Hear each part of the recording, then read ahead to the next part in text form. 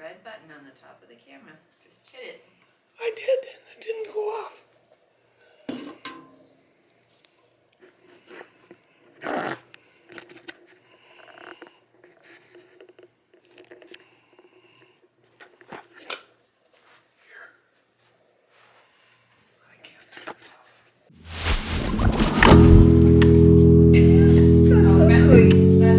Goodbye, hasta luego.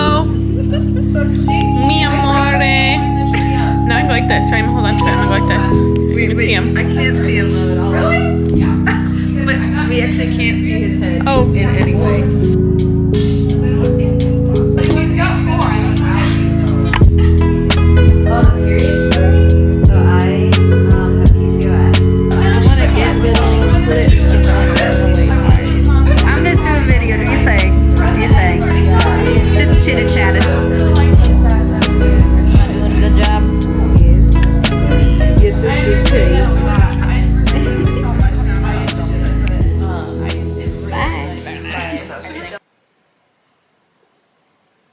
I'm going to try and stay as factual about this one as I can. It's been a really hard week. A lot of things have been turned upside down in the last 48 hours. A lot of my plan has gotten rocked. The last time I gave an update, I was going to the Hollywood Hills, and that is not happening anymore. So Tuesday, fires started in the Pacific Palisades, and when it first began, they were saying it was more intense than what they had previously seen. Wednesday, I was praying about my Zoom call with one of the girls who lives in the Hollywood Hills house, and I just felt like it was green flags all around. I felt really good. The girls have lived together for 3 years and they are really good friends, and I just felt like that's a great dynamic and they can make that work. That shows that they are able to communicate and like live well together. The way that they utilize and define their home feels really aligned with me in terms of like hosting and social and kind of this like peaceful, calm place. Similar faith beliefs, similar lifestyle to me. So like everything was feeling really good. I had a couple more questions for them for a follow-up as of Wednesday night. Then Thursday morning, I woke up to news that a fire had started in Pasadena. Hollywood Hills, as of Thursday afternoon, ended up having to evacuate, and then I think they got restored back, and I think they've evacuated again. So I just got to a point on Thursday where I no longer felt peace about living in the hills at this time, and I messaged the girl I talked to the night before, and I just said, I think you guys are green flags all around. I just feel like it's right place, wrong time. And I'm super bummed, but I just said, you know, in 6 months if somebody moves out, like please let me be the first call. And then I was thinking, okay, let's like refocus. That's where I want to be so careful about how I present this whole situation, because at the end of the day, I haven't lost anything. Like, I haven't lost my home. I haven't lost my belongings. I haven't lost my memories. I am not without shelter or food or having to go to 47 donation centers. I have electricity. I have water. I am safe in Minnesota. And so at the end of the day, my loss is so minimal in comparison to what other people are experiencing. What I'm just really struggling with on a personal level is like, I'm disappointed. And I'm kind of frustrated because I'm like, Lord, I've prayed over this city for 5 years. But you know, when you're like, I've been praying over this thing for so long. I've tried to persevere through waiting because there were other things that needed to happen back here. And the minute I'm ready to go, this is happening. I have no problem serving. You know, I could go there for the next month and just completely be serving. But it kind of feels like the best thing to do in regards to LA right now is to be the type of person who is donating resources or money and letting the people on the ground delegate tasks, do the donation centers. It just feels like the current local residents are the ones who are stepping up and coming together and making community, and they're doing a great job. And I just feel like adding another body to that madness is probably not the right answer. So my current plan is to reroute the best I can. I'm going to take the entirety of the drive that I was going to take to Los Angeles. I had everything planned out through Phoenix, Arizona, but I don't have anything past Phoenix. So my plan at this point is to just stay there for a month. And the way that I came to this conclusion as the best answer right now is I already had everything booked and my dad was going to drive with me anyway. And then even if I had fully made it to LA, let's say the fires never existed, I moved into the Hollywood Hills home, everything went exactly how I wanted it to go, I still was going to visit my parents the first week of February for my mom's birthday in Phoenix anyway. So because we're not continuing our journey another 6 hours into California, I talked to my dad about potentially just staying. I feel like we both could use a beat. I think he is struggling with the cold and with it being so dark up here, and I think he could definitely use some sunshine and some time outside. And for myself, I just need to sit for like 3 days, not plan anything, not go anywhere, not do anything, allow myself silence and boredom to do what I need to do. So we are driving down to Phoenix. My mom is meeting us there at the beginning of February, and then my parents will fly home. It's cheaper to book an Airbnb for over 30 days, so I just thought I'll stay there till the end of February at least. I think I'm gonna reach out to brands while I'm there. I'm gonna reach out to event planning places for instant nostalgia, and I'm just going to do what I can do with the situation. But I'm trying to do my best to be an example as I feel this out and as I honestly struggle through it because I'm a little confused. I'm feeling a little tossed around emotionally, and I'm feeling a little lost in the action, dealing with like all these different feelings and emotions and trying to pray and trying to be an ambassador for Christ while I'm also questioning basically every move that he's asking me to make right now. I haven't quite put my finger on what the meaning of this is yet. I think that's gonna come later.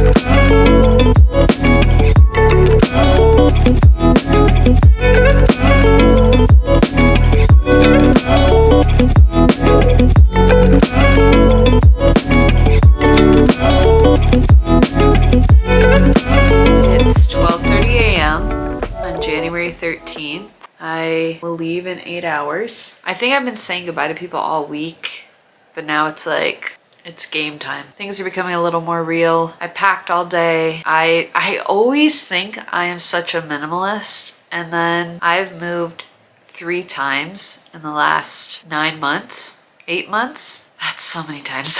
And every time I move, I realize that I am not as much of a minimalist as I think. I want to keep checking in throughout the week. I just have no idea what's coming. I didn't know anything with LA was going to be happening. If I'm being honest, I am not feeling very excited right now.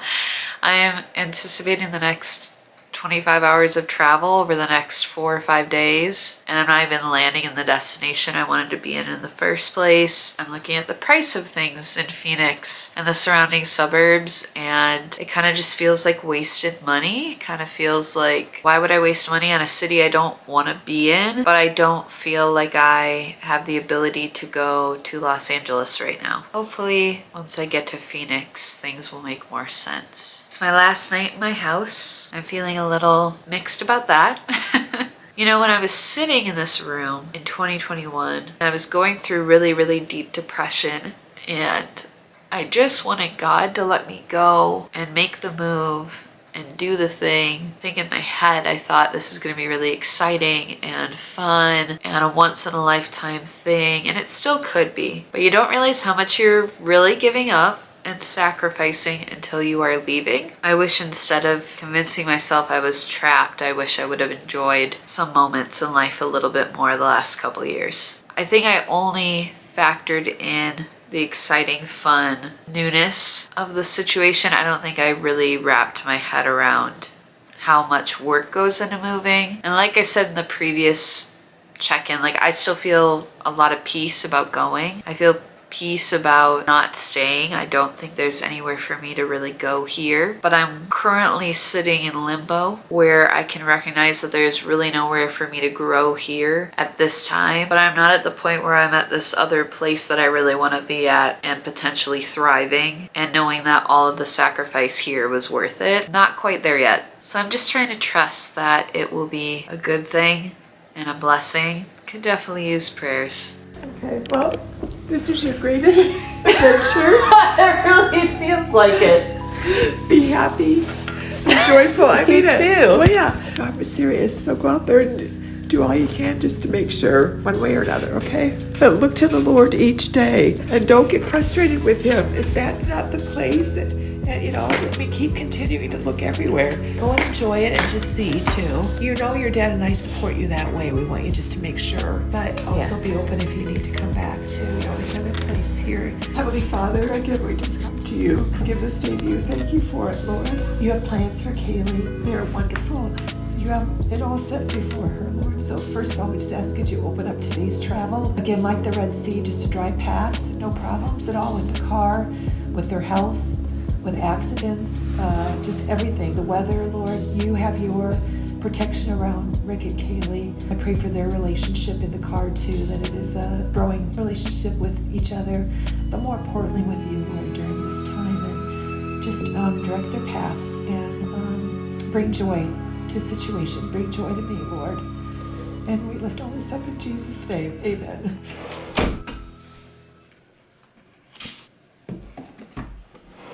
It's day 2 of the road trip. We're in Oklahoma City. Yesterday we went to Kansas, so we're making our way down.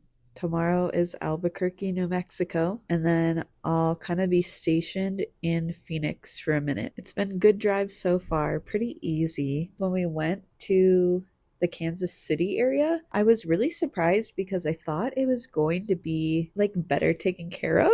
I've never been to Kansas City before, and I had this idea of what it was with just how popular their football team is, and I kind of thought the downtown area would be a little bigger, but in the whole grand scheme of Kansas City, the actual city part is not that big of a metropolis. And then a lot of the roads, it's very interesting too because it's a toll road. I guess I'll see what happens as I get billed this, but I am just curious, like down in the comments, if you have experience with this. Everybody told me I was going to come to toll booths on toll roads. So I'm like anticipating that I would be stopping at a toll booth. Ani got me quarters. She gave me this whole little bag of goodies for the road and also functional things, stuff that would be necessary for the trip. But one of the things she gave me was a roll of quarters for the tolls. Now I went down the Kansas City Turnpike and there was just signs, and there was 7 signs during our drive today, and all it said was like, you'll be billed to your house or you can pay online. But I don't know anything about how that works, and I don't know what I'll be billed. So if anyone has any insight into that, that would be very helpful. The driving has been pretty flawless. My dad and I have been taking turns, so that's been easy. Emotionally, I thought yesterday was going to be the worst of it.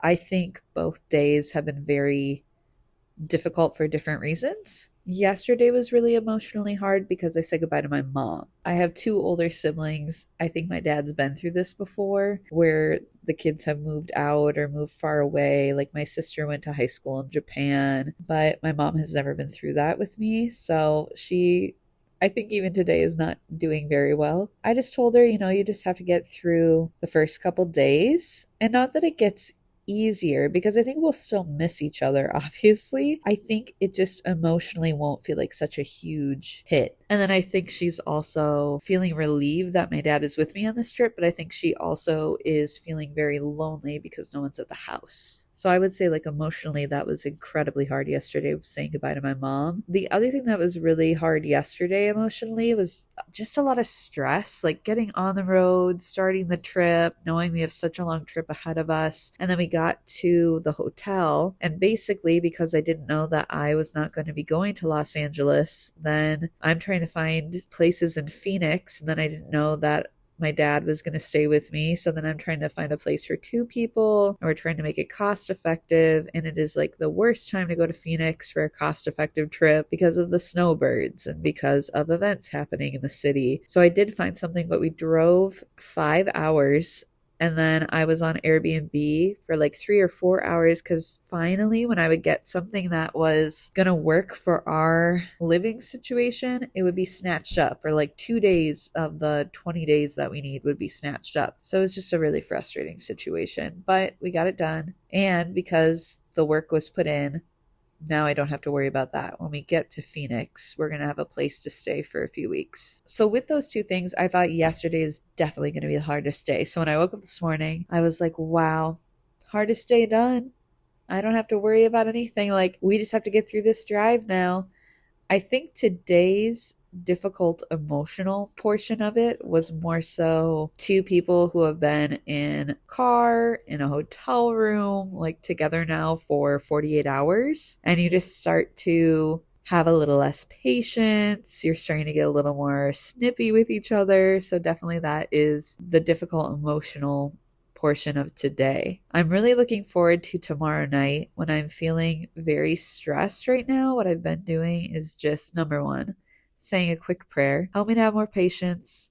Help me to not be fearful. Help me to not be stressed. Help me to rely on you, Lord. Like, just trying to combat any of that with prayer along the way and get in that habit. But 2, when I'm feeling stressed, I'm remembering that if we can get through tomorrow, we're going to be through 3/4 of the trip. We're going to go through the mountains already. We'll have conquered that. We'll have conquered toll roads, toll booths, and also getting into the second to last city, I think is going to also alleviate maybe some of the unsettled feelings my dad and I are having, just because there's nothing really stable. There's nothing really predictable. Every day is a new thing. Every day is a new experience. So I think getting to Albuquerque tomorrow will be nice. And also tomorrow's our longest travel day. So we did 7 hours the first day. We did 5 hours today. Tomorrow is 8, and then we'll do 7 again. I'll check in with you, but I'm going to go to bed. Good night.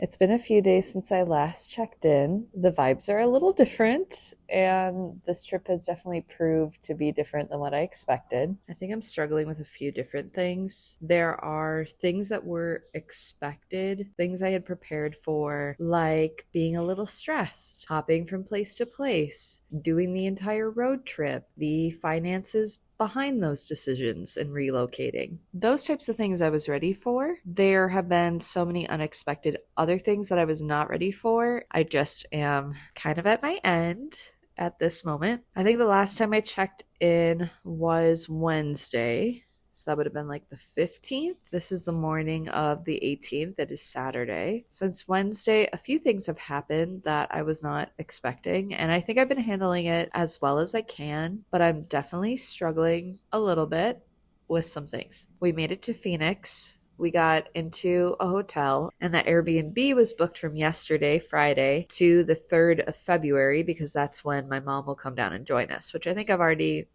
given you the rundown on that. We're at the hotel yesterday. They weren't the most accommodating. They couldn't do any late checkout. And I usually would accept like an answer like that, except for when I went up, the girl didn't even pretend to like, oh, let me look at the availability screen or let me like click through. She just went, no, we can't do that. I was like, oh, you don't have any availability or you're booked out? Like, you know, do you want to like look at a page? And she doesn't look at a page. She just goes, no, we can't do that. We can't do late checkout. So I'm like, okay. So I messaged the Airbnb people. I'm like, hey, kind of a weird situation. I had to relocate here given these circumstances. And now we have 4 hours where we don't have anything to do. Can we check in early without a fee? And the owner of the Airbnb goes, well, it's going to be $20 an hour. And I'm like, okay, well, I am trying to save every penny on this trip. My dad and I were like, it's okay. We'll go kill time, right? Like we'll go figure it out. So then we leave at noon because we can't stay any later than noon. And then we're like, okay, we got 4 hours. We'll call my mom. We'll see what's going on. And my mom had told us the day before that my grandpa wasn't doing very well. And my grandpa's been in hospice for like a year. The timing really sucks. So I'm like, okay, this can't be happening like this week. At the same time, my dad gets a call from his sister, my aunt, and she's like, oh, our cousin has pancreatic cancer. So my dad's cousin is not doing well. My grandpa is not doing well. And now we have 4 hours to kill. So we go to the grocery store. We have a little lunch. We're trying to just make do. We get to the Airbnb at 4 o'clock. And this was supposed to be, again, our Airbnb for like 3 weeks. It's a second floor entrance, which is fine. I knew that from the reservation, but the stairs are not stable. My dad walks with a cane, so that's not going to work. We get into the Airbnb, 2 light switches don't work. They have an amenities key because it's part of an apartment complex. I can't get to the amenities key because the TV stand where they put it in is broken. It's like over 80 degrees in this apartment. It smells like animals. They don't have basic kitchen utensils, and we're trying to stay here for long term. When I asked about a couple of these things, they're like, no, all this stuff works. The air conditioning works. You just don't know how to use it. We can send someone out tomorrow. I'm like, I am not sitting in an 80 plus degree apartment building for 24 hours. And then I'm asking about like basic kitchen products. And they're like, yeah, past guests have just bought their own. I'm not going to buy something for 2 weeks to stay at this Airbnb. I'm like, how is this functional? Then I was like, Dad, I'm not staying here. We're not unpacking. We're not staying here. So we go. So now I'm fighting a charge for the Airbnb that I was supposed to be staying in because it wasn't as advertised. So then I'm scrambling because we have no place to stay for weeks. This is like 5 p.m. last night. I'm looking at Marriott because I worked for Marriott in hospitality this year, and there's really no rooms that are available for a good price. So then my dad says he's a Hilton Honors member. The issue is he doesn't know his password or like any of his information to Hilton Honors. So then I have to go reset the password in his email, which he also doesn't have any information for. So I have to reset all the stuff for the email, and then I get into Hilton Honors and I'm trying to reset that, and then I'm calling because it won't let me reset the password, and it thinks I'm like obviously trying to break into somebody's account. So then I'm talking to the Hilton people for 2 hours, and we end up getting this hotel for more expensive of a stay than we would have if we had stayed the one night at that other place. But I couldn't stay at the other place because I probably actually would have not been well with how hot it was. So then we get here last night, and now I still have to plan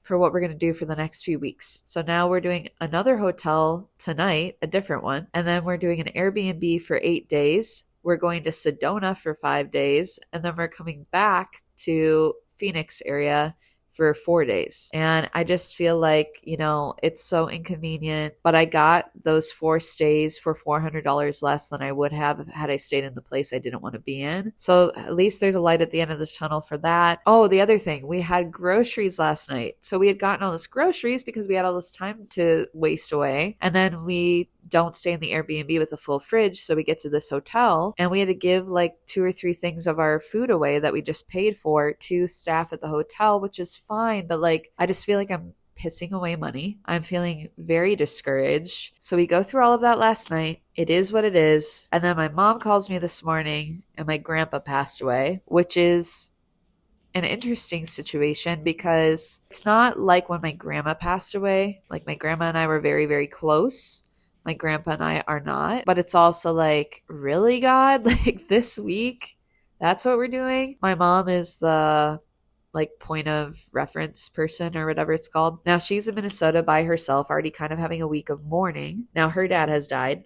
She is now in charge of everything. She's trying to communicate with her siblings who live 6 hours away where her dad was. But now I'm like, okay, God, I just don't understand timing. I don't understand what you're doing. It's just been a tough week, and I definitely thought that this trip was going to be one where I sit, take a pause, have time to reflect on like, what does the Lord want me to do next, or like, where should I be focusing my efforts? And I feel like all I've done this entire time is spend money I didn't want to spend in a city I don't want to be in. I'm just really grateful my dad's had a great attitude.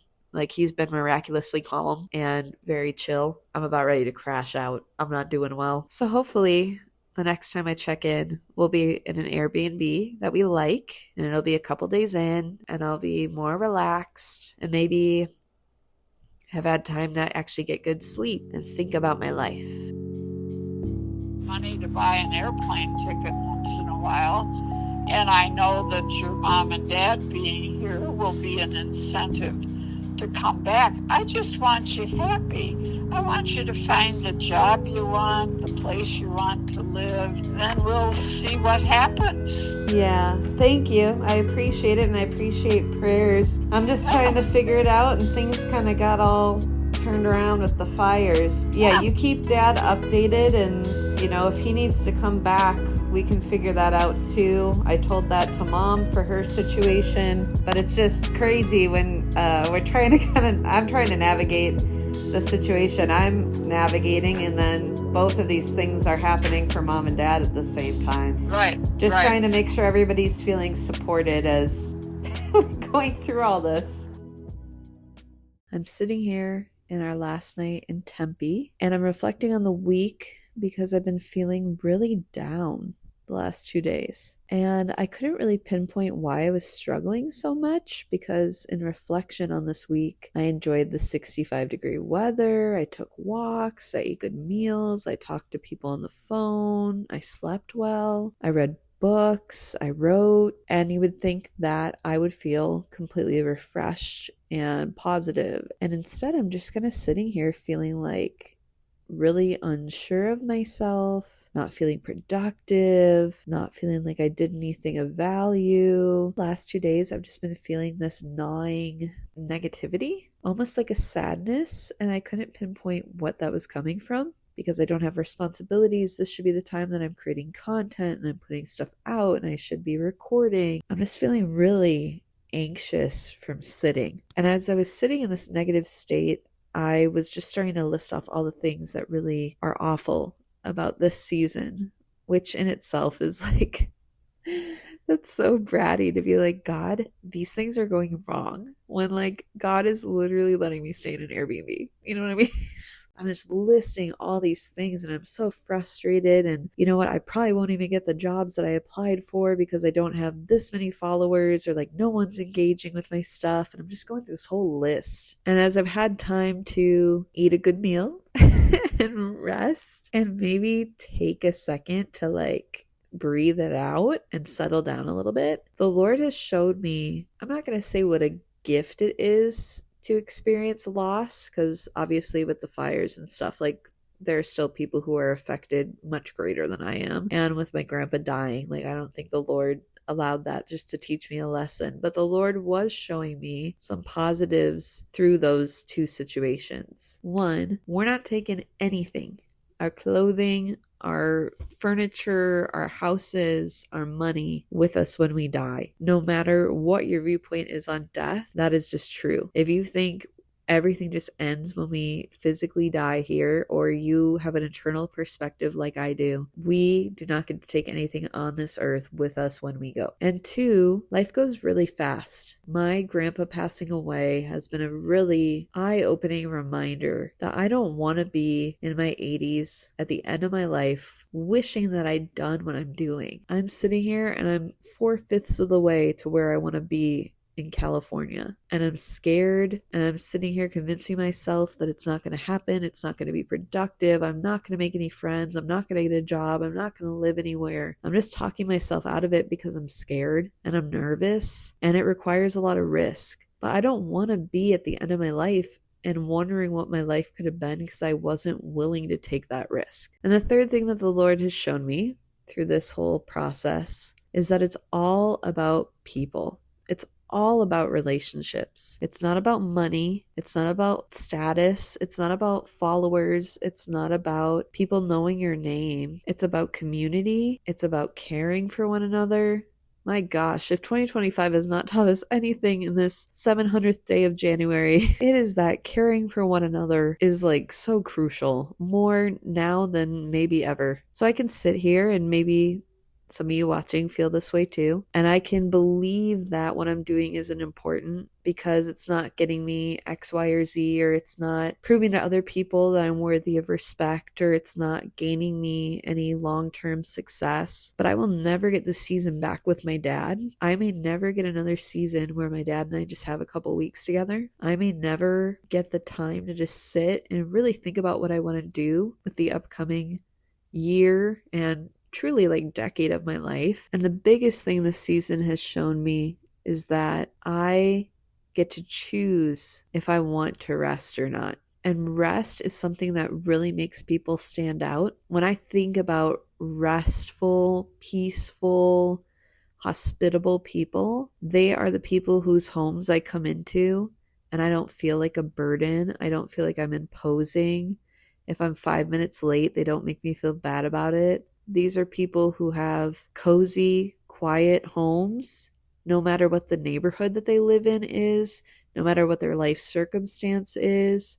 I never feel rushed by them. I never feel stressed by them. And I was just sitting here thinking, you have said, Kaylee, that you want to be a restful, peaceful, hospitable person. And then the minute that you get any type of rest, you are just down on yourself about what you're not doing, what you're not accomplishing. And what a gift it's been to take the last couple weeks to realize what is important, who is important, and how valuable being able to rest is. And I think when I finally do get to Los Angeles, if I continue to practice being someone who rests well, I think everything will truly fall into place. I think I will have way more peace through the process. And I think it'll be something where I will be able to, no matter where I'm living, create the environment that I've always wanted to have in a home when I'm hosting. So that's my thought today. You're not a robot. You don't need to produce something all the time. And sometimes we're just going to be in seasons where we sit at home and we read a book and we enjoy the weather and it's a slow pace. And those are also blessed by God.